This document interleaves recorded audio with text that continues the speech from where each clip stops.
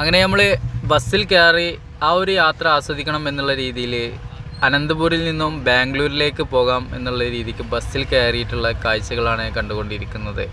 അനന്തപൂരിൻ്റെ ഒരു ടൗണിൻ്റെ ഒരു വിശേഷിപ്പുകൾ കാര്യങ്ങളൊക്കെയാണ് ഈ കണ്ടുകൊണ്ടിരിക്കുന്നത്. മനോഹരമായിട്ടുള്ള സ്ഥിതിവിശേഷങ്ങൾ തന്നെയാണ് അനന്തപൂർ ടൗണിൽ കാണാൻ സാധിക്കുന്നത്. ബസ്സുകളിലൊക്കെ തന്നെ നമ്മുടെ നാട്ടിൽ നിന്നും വ്യത്യസ്തമായിട്ട് വളരെ സാമ്യമായ രീതിയിലാണ് ഇവരുടെ ഡീലിങ് കാര്യങ്ങൾ എന്നുള്ളതൊക്കെ തന്നെ ഒരു പ്രത്യേകതയാണ്.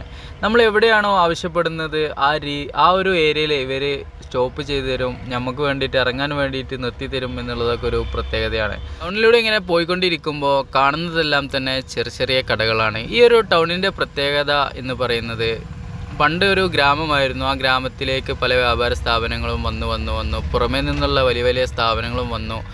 അതുകൊണ്ട് തന്നെ ഇടകലർന്നിട്ടുള്ളൊരു ജീവിത രീതിയാണ് നമുക്ക് ഇവിടെ കാണാൻ സാധിക്കുന്നത്. അങ്ങനെ കുറച്ച് മുന്നിലേക്ക് വന്നപ്പോൾ ഇതുപോലൊരു പാലം കാണാൻ സാധിച്ച്, അവിടെ റെയിൽവേ ക്രോസിംഗ് സംഭവിച്ചിട്ടുണ്ട്.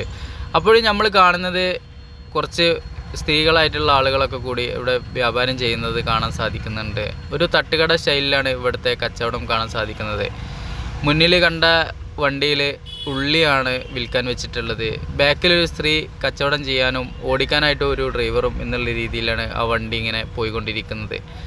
ഒരു ഫാമിലിക്ക് ജീവിക്കാനായിട്ടുള്ള സാഹചര്യം അവർ തന്നെ ഉണ്ടാക്കിയെടുക്കുന്നു എന്നുള്ളത് ഈ ഒരു ടൗണിൻ്റെ ഒരു വിശേഷിപ്പാണ്. പല ഏരിയയിലും നമ്മൾ കണ്ടിട്ടുണ്ട്, ഒരു ഫാമിലി രണ്ടുപേരും ഭാര്യയും ഭർത്താവും ഒരുമിച്ച് കച്ചവടങ്ങളെല്ലാം തന്നെ മുന്നോട്ട് കൊണ്ടുപോയി ഹാപ്പി ആയിട്ട് ജീവിക്കുന്ന കാഴ്ചകളെല്ലാം തന്നെ ഇവിടുന്ന് കാണാൻ സാധിച്ചതാണ്.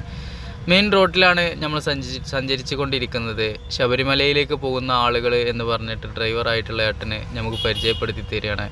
ഇവർ ഇവിടുന്ന് നടന്നു പോകുന്നത് കണ്ടപ്പോൾ എനിക്ക് വലിയ അത്ഭുതം തോന്നി എന്നുള്ളതാണ്. നമ്മൾ വീഡിയോ കാര്യങ്ങളൊക്കെ എടുത്തിങ്ങനെ പോകുന്നതിൽ ഡ്രൈവർക്കും വളരെയധികം സന്തോഷം, ഞാൻ ചെയ്യുന്നതിൽ വളരെയധികം ഹാപ്പിയാണ്.